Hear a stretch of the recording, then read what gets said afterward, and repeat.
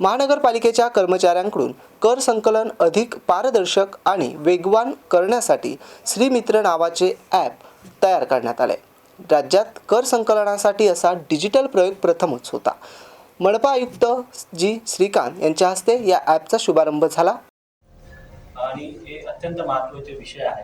आपण बरेच वेळा वर्तमानपत्रामध्ये सुद्धा कव्हर केलेलं आहे की नवीन फांडे आपण करत असतो. हे सर्व नवीन फांडे हे सर्व करूनच आज गेल्या वर्षी मार्चमध्ये 157 कोटी असलेला तुम्ही समोर बघू शकता 176 कोटी आजपर्यंत. आता हे रिअल टाइम आहे आणि जसं जसं टॅक्स भरेल तसं तसं ऑटोमॅटिकली ते होत राहील. आणि बरेच वेळा या गोष्टीचं काय करायचं आहे, कारण बरेच वेळा मी 16 वर्ष प्रशासकीय सेवामध्ये बघितलं. 4 महापालिका मी काम केलं, त्यामध्ये नांदेड, लातूर, अकोला आणि संभाजीनगरमध्ये. की बरेच वेळा बिल कलेक्टर त्यांना आपण दोष देत असतो. दोष देऊन बरेच वेळा त्यांनी चुकीचं करण्याची त्याला खूप संधी उपलब्ध करून देतो, जेणेकरून ते चुकीचं करतो, मग फसतो. मग फसल्यावर त्याला सस्पेंड, डिसमिस, बडतर्फ सर्व प्रकारची होतात. परंतु सिस्टम म्हणून किंवा अधिकारी म्हणून आपण त्याला चुका करण्याची कमी संधी उपलब्ध करून दिला पाहिजे आणि त्याला व्यवस्थित काम करायला पाहिजे. अशा पद्धतीने की ज्यावेळेला GST मध्ये होतो त्यावेळेला मग इकडे आल्यावर लोकल बॉडीच्या इलेक्शनमध्ये काही लोकांना घेतलं, त्या हळूहळू पुढेच निवडणूक सरकत गेल्या. परंतु असलेल्या अधिकाऱ्यांचा त्यांचा दुसरे गुण वापरून त्याला चार्ट्स वगैरे करून आज एवढ्यापर्यंत आलं. परंतु हा श्रीमित्र टॅक्स ॲप जे आहे हे आदर्श असणार आहे पूर्ण महाराष्ट्रासाठी नव्हे, पूर्ण देशासाठी. ज्या ठिकाणी प्रॉपर्टी टॅक्सच्या कलेक्शन सिस्टम असणार आहे ते अत्यंत हे महत्वाची ॲप असणार आहे. कारण श्रीमंदिर लक्ष्मी हे महानगरपालिकेचा लक्ष्मी जे येण्याची जे काही गोष्टी आहेत हे प्रॉपर्टी टॅक्स आणि बिल्डिंग परमिशन मध्ये आज ऑनलाईन सिस्टम होऊन ते भरपूर त्याला सुधारणा झालेली आहे. परंतु प्रॉपर्टी टॅक्स मध्ये बरेच वेळा आपण जे काही टॅक्स वाढवायची म्हणजे सूट देणे किंवा अशा पद्धतीचंच जे फंडे वापरतो. परंतु बरेच वेळा आपण टेक्नॉलॉजीचा कधीही वापर थोडेपर्यंत केलं. परंतु अलीकडे लोकांनी थोडा फाउंडेशन तयार केलं होतं, त्याला आपण उच्चांक आपण काढतो. अजून सुधारणा होणार आहे. आज आता बिल कलेक्टर, कारण त्या बिल कलेक्टरच्या त्यांना एवढं सोपा कसे करायला पाहिजे त्यांना माहितीच नसतो. बरेच वेळा एक्सेल चार्ट भरा, हे भरा. गेल्या 2 वर्ष तुम्हाला जे एक सिस्टम आपण केलं होतं, एक एक्सेल शीट दिलं होतं, मग ते भरण्यामध्ये अडचणी होत होत्या आणि तुम्हालाच कळत नव्हतं की आतापर्यंत काय कार्यवाही केली समोर आहे. आणि या ॲपमुळे प्रत्येक बिल कलेक्टरला त्यांच्या एरियामध्ये असलेलं किती प्रॉपर्टीज आहे, ते कुठे आहे, कोणकोणाच्या वसुली किती राहिलेली आहे आणि झोनल ऑफिसरला आढावा घेण्यासाठी फार सोपं आहे.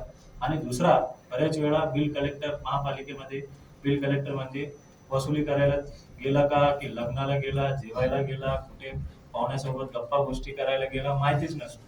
आता त्याचा कुठे जातो, कुठे थांबतो, कुठे ते सकाळी बसून कामकाज वेळात कुठे राहतो, त्याचा पूर्ण एंटायर ट्रॅकिंग आपण करतो. आपण जर झोनल ऑफिसरने सांगितलं आज हे 100 प्रॉपर्टीज भेट द्यायची, त्या 100 प्रॉपर्टीजच्या भेट दिलेल्याच्या ठिकाणी त्या ॲपमध्ये नोंद होतो. आणि नक्कीच हे भविष्य कालावधीमध्ये की लवकरच याचा फलश्रुती आपल्याला दिसेल.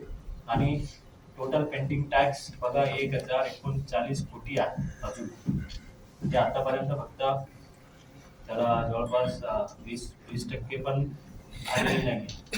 आणि नक्कीच या बरेच अडचणी, इलेक्शन, लोकसभा झाल्या, विधानसभा झाल्या, मग आता जे वसुलीच्या सीझन मध्ये मग इलेक्शनच्या सीझन आल्या, मग इलेक्शनमुळे आपले लोक दुसऱ्या कामामध्ये व्यतीत झाले.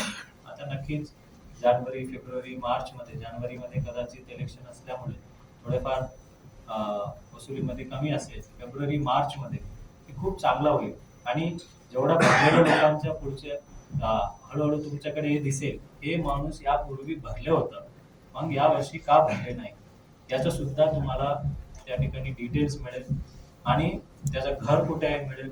नाहीतर बरेच वेळा की मला या ठिकाणी आठवलं ते दुसऱ्या येऊन काम करूच शकत नाही. नवीन बिल कलेक्टरला आपण टाकू शकत नाही.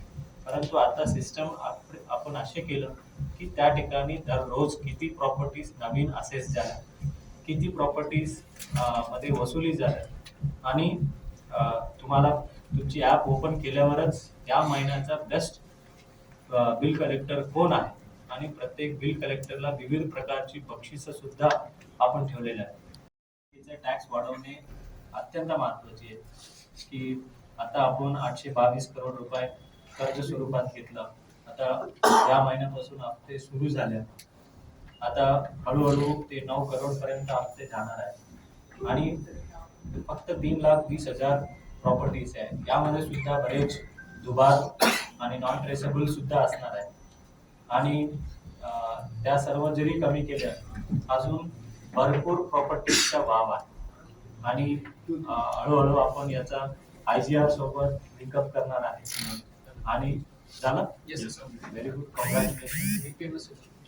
BPMS सोबत आणि गुंठेवारी सोबत या सर्व काम करण्यामध्ये ज्याला टेक्नॉलॉजिकल जे बॅकहँड लागतो ते त्यामध्ये काय झाली त्यांना मी विशेष रूपाने मनापूर्वक अधिकारी कर्मचारी आज फील्डवर आहेत.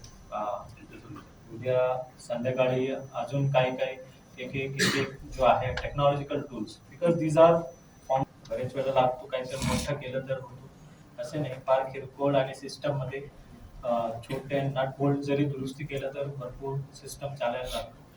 ते अशा गोष्टींचा सुद्धा आज लोकार्पण होताना आणि त्यासाठी तिथे खूप अधिकारी कर्मचारी काही लोकांचं नाव घेणे मला शक्य नाही आहे परंतु सर्व लोकांनी मेहनती घेतल्या त्यांचा मी सर्व अधिकाऱ्यांचा मनपूर्वक शुभेच्छा व्यक्त करतो आणि पुनश्च सर्व कर्मचारी अधिकारी उपस्थित सर्व लोकांना आपल्या त्या छत्रपती संभाजीनगर महानगरपालिकेचा वर्धापन दिनाच्या निमित्ताने